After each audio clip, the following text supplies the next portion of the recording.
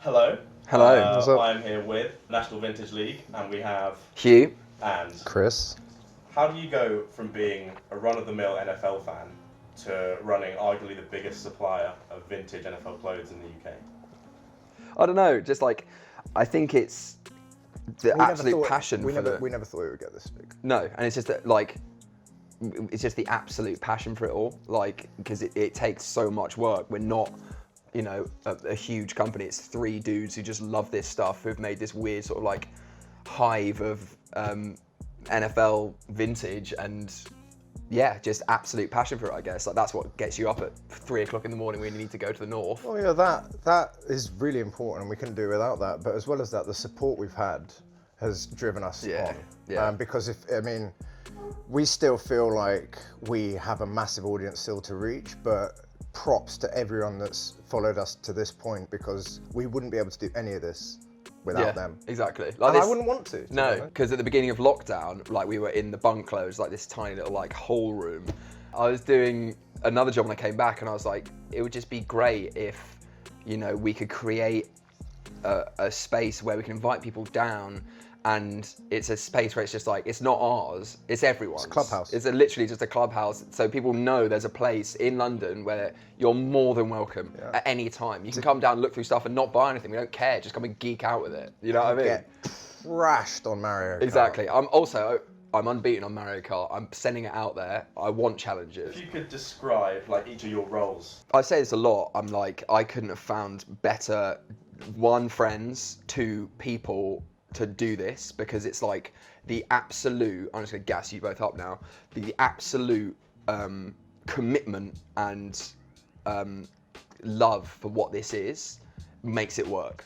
You know, it started off with me loving the hell out of all this stuff, loving the old stuff, loving the old tees, and then finding two other people who are willing to go, yeah, this is awesome, and then finding a community of people go, yeah, this is awesome, we can all enjoy this together. It's like, it's so old-fashioned in that sense, where it's like, we have our own roles. Like, I do all the social media stuff and just ferret away on Adobe Premiere all the time, but in no world is that just me. Like, I know these two like the back of my hand, and so I can make a piece of content, come to them, and then you'll be like, yeah, try this, try this. Yeah, we workshop a lot. I mean, it's never one person, you know, coming in with a finished product. There'll always be input from all of us, and, you know, we'll curate something together that works. And like, no, we won't put anything out that one of us has an issue with. But we all have good skill sets that come and bring something to it, you know, and I think that we work quite well. To be honest. Yeah.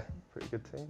So how does like an average week at NVL HQ look? For me, Monday through Thursday is literally just nose to the grindstone, just sat at my computer churning out stuff. At the moment, we do the Insider on Mondays. We just want to like, this is what we've been up to this week. Yeah. You know, here's all the jerseys, the new stuff we've got in, blah, blah, blah. Yeah, so basically, like, on Mondays, while Hugh is doing Insider, I'll be doing all the weekend orders, and then on Tuesday we'll meet up to record whatever we're doing for the NBL show. Yeah. And then he'll go off and start editing that.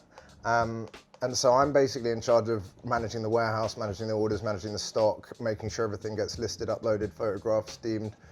And looking after people when they come in. And yeah, and basically being here. And yeah, Willie comes in a few days a week, and is invaluable. And then by Friday, we're chilling. Yeah. It's designed so that on Friday we are able to go out and do something fun that's related to the NFL, and I can make a piece of content out of it, or, you know, so like, we went to the London Monarchs Stadium. We like broke in the other day. Got kicked out by security.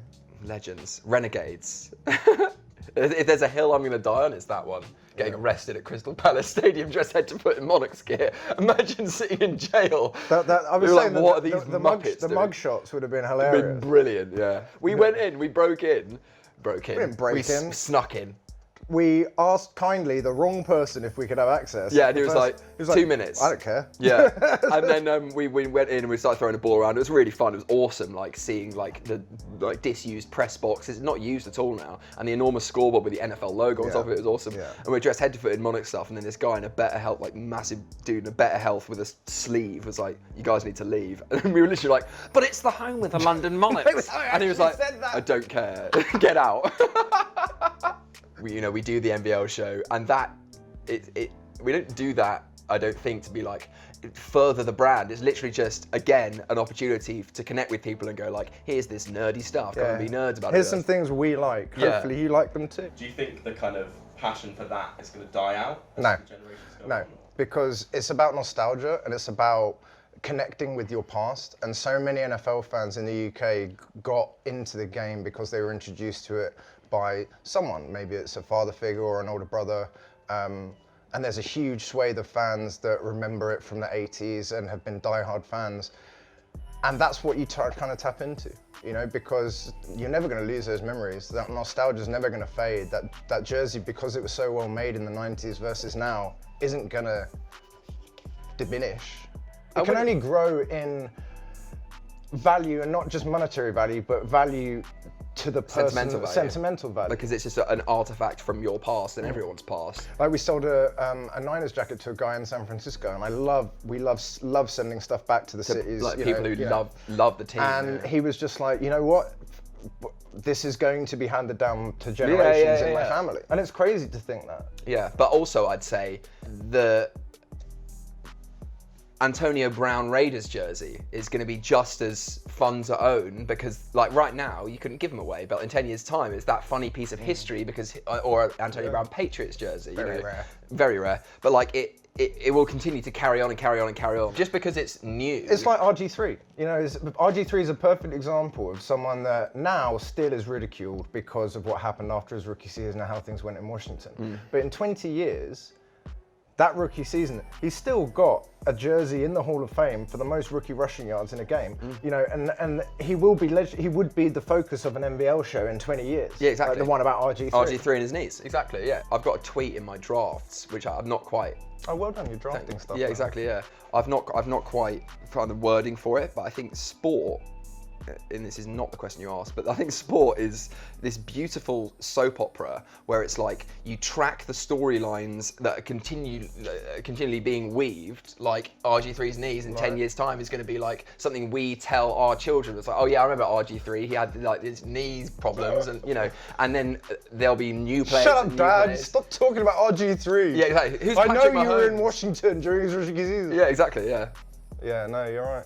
That's my favourite thing, is like when you take people around the warehouse, you just go and find a piece that speaks to you. So yesterday, funny story, you don't even know this actually, a guy bought a Vikings t-shirt that my wife organised. It's her barista, her local coffee house. She'd told him about NVL. She's got a personal barista. And he's gone, oh my God, that's the t-shirt I used to have when I was a kid and my dad used to take me to all the games. Is it? Yeah. Oh, awesome. And so... Like stuff like that. And so when I gave it to him today, he was like, and I didn't even know that. When I gave it to him, I was like, here you go, blah, blah, blah. And he was just like, this is incredible. I had it had a massive rip there, you know. Yeah. I was just like, oh. So does this one. Shouldn't have dropped the price for you. Yeah. No, it's awesome. Like stuff like that when it's like, it means something. Yeah. This innocuous shirt means something to that person. Yeah. Do you know what I mean? Like you're sat there in a Steve McNair that we sold you. That means something to you. And also, I remember talking to you about buying it. It means more to you than someone who would just be like, oh, Steve McNair jersey. You were badgering me about it. And so like, you know, we got it in because, you know, it means a lot to you. Like in the same way that means a lot to Chris and this means a lot to me. It's like, it's so intrinsically linked to who we are as people. You know, it's like selling and reuniting people with statement pieces that they love. There's no better feeling. If you, personally, the two of you could have, let's say, 3 jerseys that you don't already own. What a question. And they can't all be creamsicle. Yeah, I know. I've got one that's creamsicle. Barcelona Dragons to complete our set. Yeah. Is it 3 each or 3 between us? 3 each. Okay. Okay, your turn. Steve, this is my one creamsicle, Steve Young creamsicle, because they just didn't make it. If you find it, it's fake. Yeah. Yeah. I would like a Brandon, I think it's Burlsworth jersey. He was a walk-on for Nebraska or something like that, and like his story is like he worked so hard to be a walk-on, then he got drafted by the Colts, and before he ever played it down, he was killed in a car accident. It's like, it's the most amazing story, and he wore these enormous black glasses, and they've got in Nebraska, they've got like a case of his glasses in the jersey, so that's for me, Burlsworth. That's sick. I'd like a Brian Mormon Pro Bowl jersey. There you go. That'd be heat. Brian Mormon. Oh, was it? Oh, we need a Gamble jersey. Yeah, Chris Gamble, yeah. We need a Chris Gamble jersey, just because we mentioned the NBL show. That's such a difficult question to ask, because I I'm not committing to an answer because Yeah. I'm going to do it wrong, and then I'm going to go, why didn't I say that? Yeah. So that's it. I'm just going to say Barcelona Dragons. If you guys like were selling your pop-up shop to someone who was thinking they might go to the official like tailgate thing at the stadium, Yeah. what do you guys have to offer that maybe NFL No 2-hour queue to get in. Much cooler stuff. Much cooler people. People who will talk to you. Beer pong for discounts. Beer pong for discounts. Even if you literally heard about the shop on the day, I guarantee you the coolest people, if you came to the game on your own, or like you came with someone who doesn't really know the we NFL. can't claim we're the coolest people. Well, no, not Here's us. I'm talking about the people who come to the pop-up shop are all people who will talk to you about your team. Oh no, yeah. Who will Oh geek yeah, out as with in you. they're cool. Yeah, they're cool. Like, right, like the right, coolest yes, bunch of yes. people in that Biggest postcode. nerds, but coolest people. Yeah. That's our people. Yeah. But yeah, it's that thing of like, yes, you can go and have a pint in the NFL sort of ground and like buy Mitchell & Ness stuff, and like it's a very sort of like, if you've done that, you've done it. Do you know what I mean? It's a very staid, hygienic, I would describe. Like you go to that, you have a couple of beers, then you go in the ground. If you want something that's close to a tailgate, that's closer to like a fan experience of like people who know their stuff, who are going to see your jersey and go, oh, Steve McNair, that's his rookie because it's got the S, isn't it? And it's champion, sick. And when it comes back, now our fans want to meet each other because like we've connected a lot of people through their love of vintage or Zubaz, to the point where a lot of the people that follow us now follow each other. There's a fantasy football league of fans Which is so called the cool. Jamarcus Russell Bowl, and it's all NBL fans from around the world all playing fantasy football together. We got invited to a wedding by some fans as well, and it's just like that community and that like loyalty to authenticity and being genuine and being cool and being nice, not being a dickhead. Yeah, and not like gatekeeping. It's just like that's just what's at the center of all of it. It's just like that we should come to the pop-up. We should have a great time with some great people who love the stuff that you Share love. the love, share the knowledge, share the fun. Yeah, rather than be like, oh, we hate the Steelers. Like, no, the Steelers, they're cool. Yeah. Like, every team's cool. We love that you have that jersey. Even if you got it from NFL shop, who cares? You know what I mean? Just come and geek out about it with us. Right. Do you think NFL stuff will ever reach the heights of like the 90s at some point? Again, yeah. Not with the single manufacturing contracts they have now. Since Reebok were awarded the whole contract in 2012? No, that was Nike, 2002. Yeah, 2002. Because they had it for 10 years and then Nike have got it, and then after that it'll be Puma, I don't know, but they'll just re-up with Nike because it's such a big money out for Nike. Because there's no competition, and because Nike, not quite rightly, but how they operate their business is like, it's Nike or nothing. So you can't make, I mean, there's New Era and 47 brand and stuff like that. There's no incentive for them to make clothes that last, because back in the 90s when it was the era we were selling, there was no one single team that had the contract. So Starter, Puma, Champion, Logo Athletic, they're all vying to Apex make One. the best product. And coolest stuff, and each one had its own specific thing. If you wanted like a super loud jacket, you go Apex One or Logo Athletic. If you wanted like a sleek bomber, you go Starter. If you wanted like a classic silhouette, you go Starter Quarter Zip. But it was all made to last. Yeah. Because there was no point to not make it to last at that time. But now, it's gone hand in hand with the throwaway culture. And yeah, to answer your question, in no way until we get, you know, in the early 90s, you got Salem Sportswear and lots of very small brands, again, who do it because they love it, and brilliant artists doing like big head caricatures. That culture's completely gone because Nike stamped it out. they're not making stuff to last. They're making stuff to be bought by a new generation of fans. Yeah. And that new generation of fans, in theory, don't understand the history, therefore they're not so bothered about buying a jersey that's going to fall apart in a year and a half, so long as they have the new Jalen Ramsey jersey. You can't blame Nike because it works, it makes money for them. Like, they're a huge company, and that is just the way that, on a macro level, clothing works now. Right, but at the same time, no one's calling them out about it. But on the note of like sustainability, where did that come from with you guys? Is that something you thought? It's always been something I've been really keen on. It's from now on, it's got to be a tenet of every new company.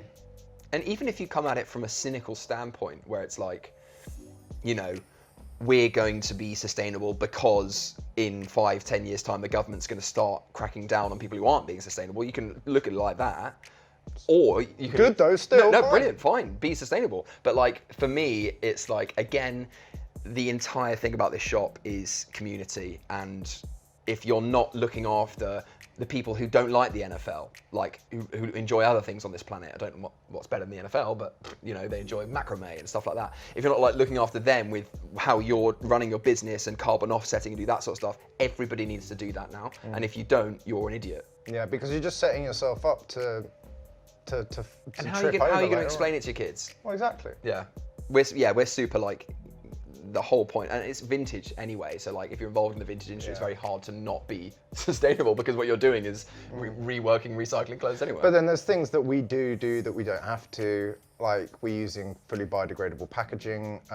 Like Hugh mentioned, we carbon offset anything we get internationally. Yeah. And you know, we can't do it all, but everyone can do a little bit. Exactly, and we're also a tiny little company that does it.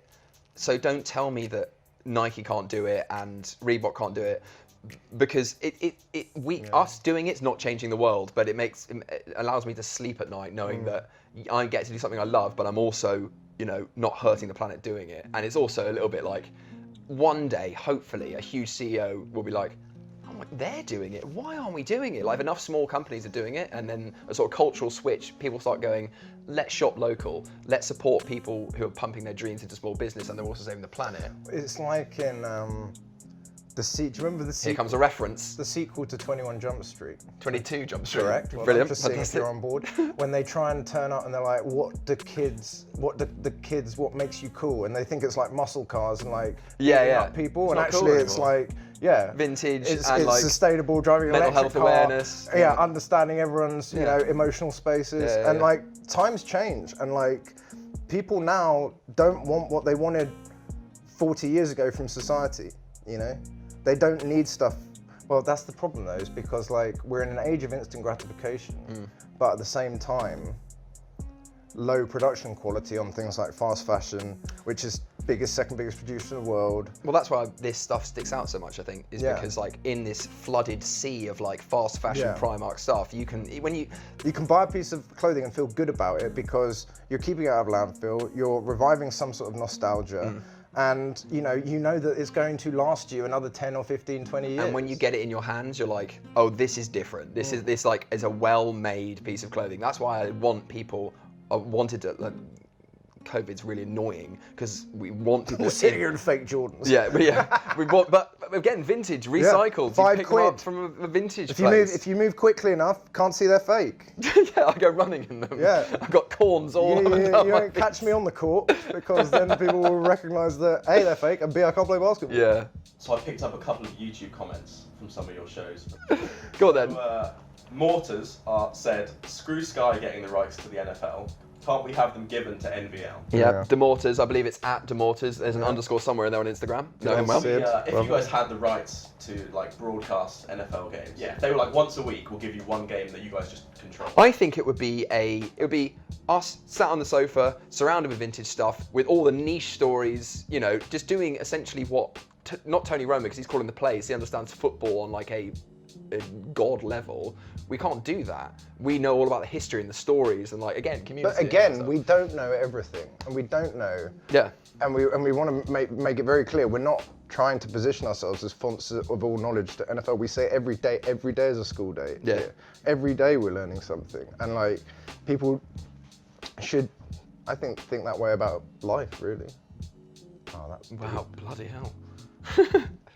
So the next comment was from George Garford. He said, I almost want us to never come out of quarantine so you lads don't have an excuse to stop making these. That's nice. Have you guys, during lockdown, have you taken that as like an opportunity to grow a bit or do more stuff, or has it been plain sailing the whole way through? What? Not been plain sailing. It's like a little dinghy, like getting rocked back and forth by COVID. Like, gotta survive. There was a time when we were on lockdown where Hugh had to go for a run to the warehouse every day to do the orders and then go for a run home. Because Chris couldn't come in. So I was doing lockdown, so I was stuck at home sketching. Yeah, and so he was doing sketches and sending sketches out. I would literally just go for a run, come and do and do the orders. It's been hard, man. Yeah, it's been really hard. But and the thing is, like you said earlier, we made a rod for our own back by presenting it as plain sailing, as you said. Like that was the impression you got about how this whole period has been. We could not be trying any harder. Essentially, we are working so hard. Imagine if we could clone ourselves. Yeah, I mean that. Yeah, have slave clones. The amount of content we'd pump out. God. But yeah, so yeah, answer that question is like it's not been plain sailing at all, but it is so nice, and I can't tell you how heartening it is. We're not going anywhere. Let's just be clear. Yeah. But like, it's so nice when people drop comments like this. I read every single one, and so I spend hours in front of that damn computer screen doing these stupid jokes, and to know that one person enjoyed 1 second of it is like, that means the world to me. Yeah. You've got some weird like connections with some pretty high profile people in the NFL world. Where did that all begin? Him. Yeah.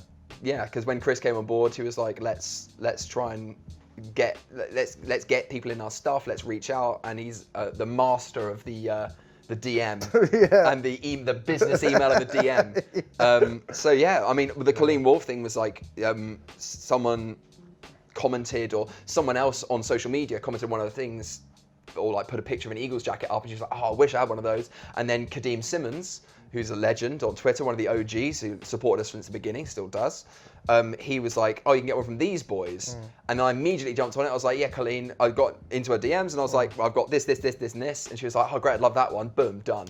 And then while we were watching the Super Bowl, she appeared on the parade after they won. I took a picture from the bar. I was like, is this? And he's like, bloody. And then, but she's so cool though. She was just like, oh yeah, hell yeah, it's National Vintage. She tags us up every time she posts it. Yeah. And she's super cool. And I mean, like in general, players are great. Yeah. In general. And it's nice to like reunite. Like we got Mike Davis's All-American High School jersey back that we found. Like there's nothing like that. I mean, that how cool is brilliant. that? Like how cool is that? Yeah. Because even for him, second string running back for Carolina Panthers, he's still got that sense of nostalgia and getting immediately taken back to his high school All-American game. Yeah. And it's so important for him. It's like, it's a cool jersey for us. Sure, it's a game-worn jersey, but I'd much rather have like our Marquise Pouncey one. First thing we did was like, Marquise, do you want this back? Yeah. And he said yes, and then that's the weird thing with NFL players, like Homer Simpson and Hedge. Yeah. It's like, do you want this? Yes. Yeah. Sorry, six-time Pro Bowler Marquise Pouncey that just got a $54 billion extension. Yeah, exactly. Can you please cover the shipping for your own jersey? Homer into the head. Yeah. And also trying to chat to Cam Newton when he's... Oh, what a nightmare! Cam Newton's he's a lovely guy, but I wish he wouldn't use that. He uses that weird text in everything. He texts his mother like that. He texts like... I swear he texts Belichick like that. Yeah. And Belichick just responds like my dad. His entire playbook's in like that Cyrillic font. They had to like print a new one for him. Yeah. So have you guys got many plans moving forward from here? Tons. My lord, the amount of plans. You can't move for plans. Look, he's trying to scoop them. I'm absolutely up to my eyeballs in editing that sort of stuff. And I went, okay, I'll do another thing. Sure. If there's one thing you can always count on, it's National Vintage League pumping out another thing. Like, there's always something on the back burner. We're like a creative pinball machine. Next thing. It's just the absolute create. And we do it because I sit in front of that computer until 3 o'clock in the morning because I love it. And you have no life. I love doing it and I have no life. Yeah. And when you're not doing all that, you're sat here playing on your N64. N64, yeah. And that's also such a fun thing. It's like you get people coming Not all the time. Sometimes it's the PS2. Yeah, sometimes it's the Nintendo, you know. Sometimes we just watch TV, but... What's your favourite game for the if you're in the office and you take a break? Micro Machines. Micro Machines is lit. Micro Machines. It's this stupid game where you have to like... We'll play it later. You have to... you describe it. It's filmed from above. And we're talking about Micro Machines. And you have to beat your competitor to the edge of the screen. And it's like... There are obstacles.